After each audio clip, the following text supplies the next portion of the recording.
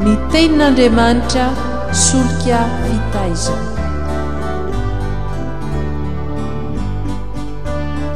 Fandaharana atolotry ny radio teny fiainana miaraka amin'ny fikambanana hira sy filazantsara.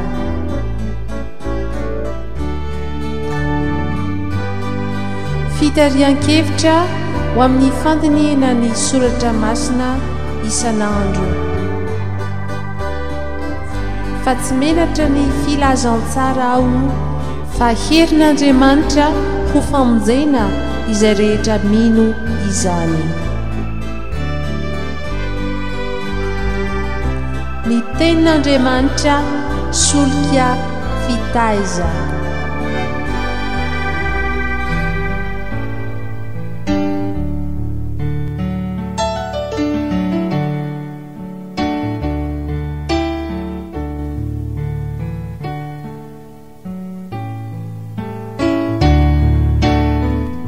Dia faly indrindra mbola mifampiaraba aminareo havana rehetra izay nataon'Andriamanitra ho mpiray dinidinika amin'ny alalan'ity fandarana ny tenin'Andriamanitra solika vitaiza ity eto amin'ny radio teny fiainana. Ny loha hevi-dehibe izay narositsika ho dinihina mandritra ty herinandro tiavintsika ity dia ny hoe Andriamanitra no tompo, Andriamanitra no tompo, ary miaraka amin'izay indrindra amin'ity andro ity dia sokafantsika ifijerintsika amin'ny hoe ny tompo mahalala ny azy, ny tompo mahalala ny azy, dia izy mahalala ny olony dia izay rehetra nandray azy ka nomeny hery ho tonga zanak'Andriamanitra. Ny filazana fa tompo Andriamanitra na Andriamanitra no tompo dia azontsika dika amin'ny hevi-dehibe vitsivitsy toy izao manaraka izao. Ny voalohany dia ny fanekena ny fisian'Andriamanitra pahary izao rehetra izao. Andriamanitra pahary zao rehetra zao. Milaza zany fa tsy misy na inona eto amin'ity tany ity zavatra tonga ho azy ka tsy noforon'Andriamanitra. Maneho ny fiandrianana mahatompo azy indrindra zany dia izy zay pahary fa tsy nohariana. Ho anza mety ho diso hevitra fa izy na izy tena na ny olona tsiraray zany no tompon'izay zavatra ananany, dia hoy ny tenin'Andriamanitra aminy manao hoe fa tsy nitondra na inona ho amin'izao tontolo izao isika, sady hita fa tsy hatondra na inona hiala. Timoty voalohany toko 4:7 zany. Rehefa zany dia hoy ny fantaniana, inona tokoa moa ny tombony azo ny olona tamin'ny nanangonany zavatra rehetra eto amin'izao tontolo izao, kanefa averina sy apetraka eo am-pelantanan'izy tompony ihany zany.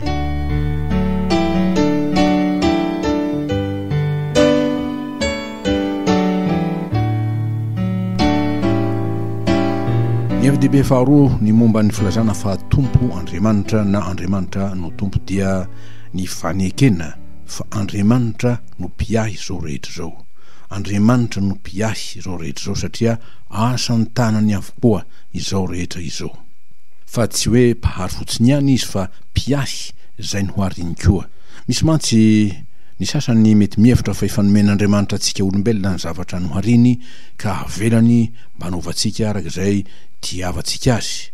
Ary dia raisy ny arabaky teny ireo teny eo amin'ny bokyny Genesis 1:7 ka hatramin'ny 7 izay tsara vakentsika manokana.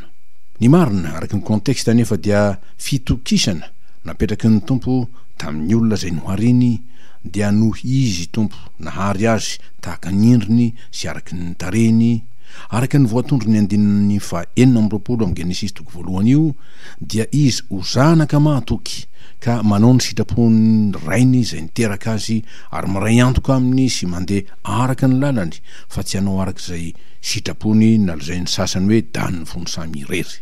Dia ao koa aza ireo zay miteny fa Andriamanitra dia fa sasatra ny namorony izao tontolo izao ka dia avelany ivoisamy rery ny ataony sy ny tantarany ny olombelona. Ahoana hoy ny tompony amin'izany? Tsotra ny valiny, ny zanako sy ny asan'ny tanako ho izy dia aoka ho adidiko ihany. Isaia 2:1 fa ny fanoerana n'Andriamanitra pahary eo amin'ny fiampiainan'ny olona dia tsy inona fa miteraka fahabangana lehibe sady loharam-pahavoarana tsy tokony tsy foroana ho an'ny taranaky ny olombelona. Marina indrindra ny teny Jesosy manao hoe raha misy araka amiko ianareo dia tsy mahay manao na inona na inona. Filazantsara araka ny jaonina 5:10 ny 5:5 fa efa niteny indrisy ny tompo nanao hoe efa nitaiza sy nahalehibe zaza haho kanjo niodina tamiko ireo. Isaia 1:2.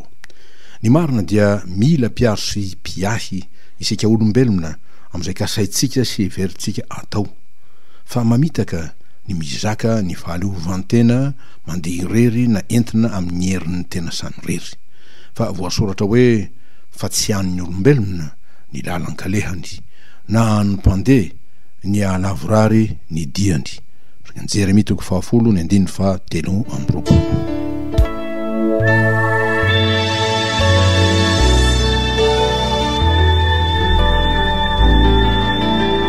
Ambony ary tsy takatry ny saina ny antoka sy ny fiahina zay omen'Andriamanitra ny olona riavako. Tompo tokoa izy zay nahary zao rehetra zao ary tsy manadindra ny mariny. Tsara indrindra ny zavatra ny mariny hitany ny soratra masina, fa zay rehetra nataony indro tsara indrindra zany no Genesis 1:30 ary izany mahatsara azy zany mbola mahavonina ny tompo na dia tompo azy andahatena iahy sahirana mba halavorary ny fiampiainantsika, ny fizotra ny lalantsika, mba hireharehavantsika ao amin'ny fiadanana zay omeny toy ny tany amin'ny Edena fehizay. Ary ny fanompoana na atao hoe servisy zay ataon'Andriamanitra ho antsika dia maimaimpona, tsy misy fetra, tsy misy fepetra, satria Andriamanitra fitiavana izy. Araka izany ny tena mpiantoka tsara sy mpia mahafatrapo indrindra dia mazava fa izy tompo Andriamanitra, lay mpamorona tena mahalalatra amin'ny antsipiriny ny zavatra zay nohariny sy ny foroniny dia ny lafim-piainantsika manontolo amin'ny mahaolona antsika. Fa amin'izany dia hoy ny teny mpahendrena zay nataon'ny mpanao salamo manao hoe raha tsy Jehova no manao ny trano dia miasa foana ny mpanao azy. Salamo 7:20 zany teny zay milaza fa tsinitsinina avy tokoa ny asa sy ny zavatra ataon'ny olona raha tsy Andriamanitra no momba azy ka manambina izay ataony.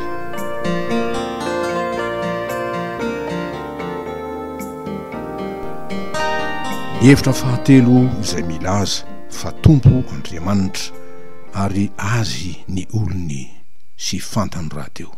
Tsy inona izany fa ny fanekena an'Andriamanitra tompo ho mpitsara izao rehetra izao dia ny amin'ny fomba nanaovan'ny olona ny zavaboarin'Andriamanitra io ny tsarainy.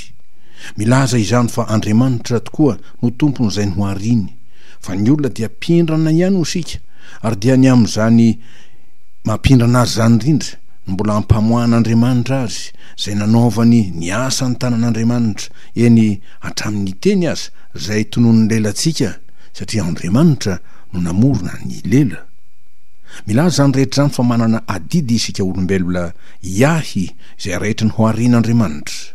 Eo ny zavaboary dia ny tany sy izay rehetra eo aminy, fa eo indrindrindrindra ny tenantsika olombelona zay ny hohariany hitovy endrika aminy sy nataony ho trano fanahy. Araka ny filazan'ny Petera ny Petera 1:5 ary tsy misaraka amin'izany ny namantsika zay nataon'ny tompo hitovy endrika aminy koa. Tsy kely amin'Andriamanitra ny fiahintsika ny namantsika riavana, ka tsara raha ifampahatsivantsika eto indray ny baiko zay nomeny araka ny voasoratra hoe amin'ny anaran'ny tompo aza mandehandeha manaratsy eo amin'ny firenenao, aza mitsangana handatsaka ny rano namanao. Izao ny Jehova, aza mankahala ny rahalahinao amin'ny fonao, mananara dia mananara ny namanao mba tsy azonao heloka noho ny aminy. Aza mamaly ratsy na manao lolom-po amin'izay iray firenena aminao, fa tiavany namanao tahaka ny tenanao. Izaho no Jehova, izaho no tompo. Levitikos 7:20-20 fa iza tokoa moa no afaka hiteny hoe an'ny tompo aho, na koa ny tompo mahalala ahy, raha tsy azo tarafina eo aminy ny fitiavan'Andriamanitra. Fa Andriamanitra dia fitiavana, ary izay mitoetra amin'ny fitiavana no mitoetra ao amin'Andriamanitra, ary Andriamanitra ao aminy. Jaona voalohany toko faefatra ny andininy faenina ambin'ny folo.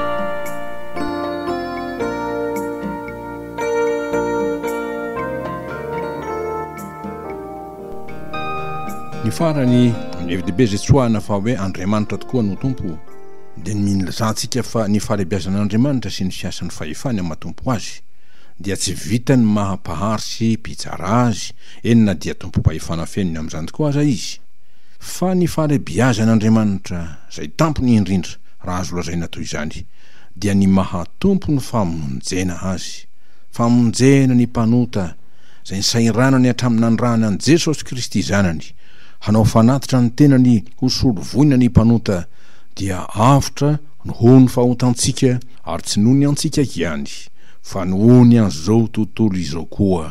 Jaona voalohany toko faharoa andiny faharoa zany. Koa tsy fahefanandringana ny faharatsiana fotsiny ny fahefan'Andriamanitra, fa fahefana hamonjy noho ny fitiavany sy ny fiantrany ny olombelona mba tsy haharingana azy.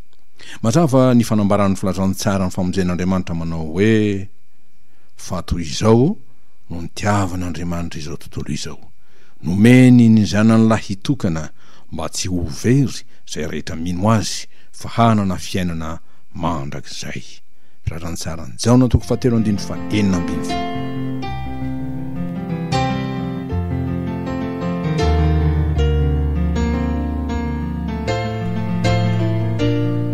Dia riavana kovezintsika izao dinika zay manorina tokoa ny finoantsika dia ny fahalalantsika n'Andriamanitra ho tompo zay hinoantsika ary mahavonjy antsika sy mitay antsika.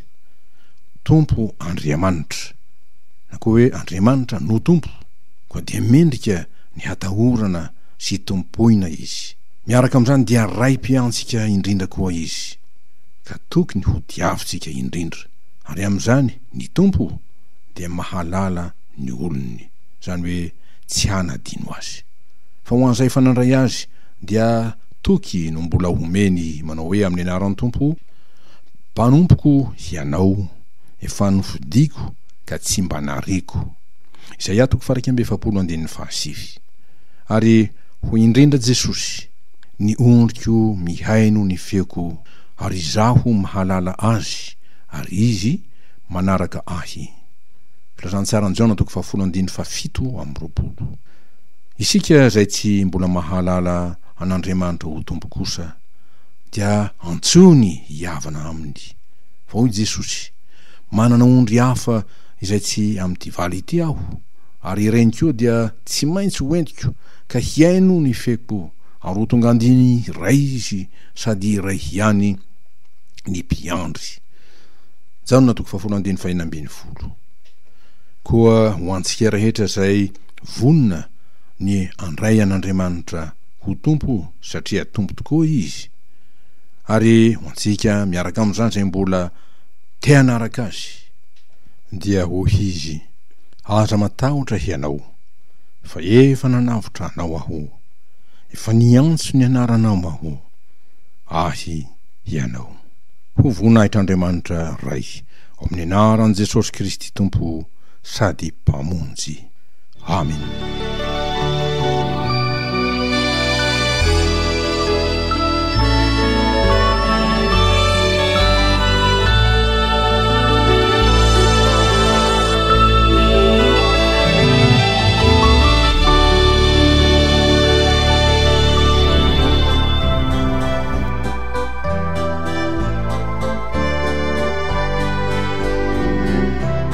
Ny tenin'Andriamanitra solika fitaizana.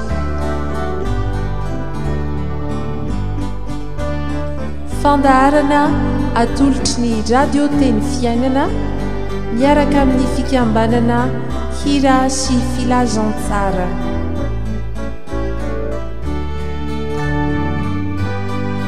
Fitarian-kevitra ho amin'ny fandiniana ny soratra masina isan'andro. Fa tsy menatra ny filazantsara ao fa herin'Andriamanitra ho famonjena izay rehetra mino izany.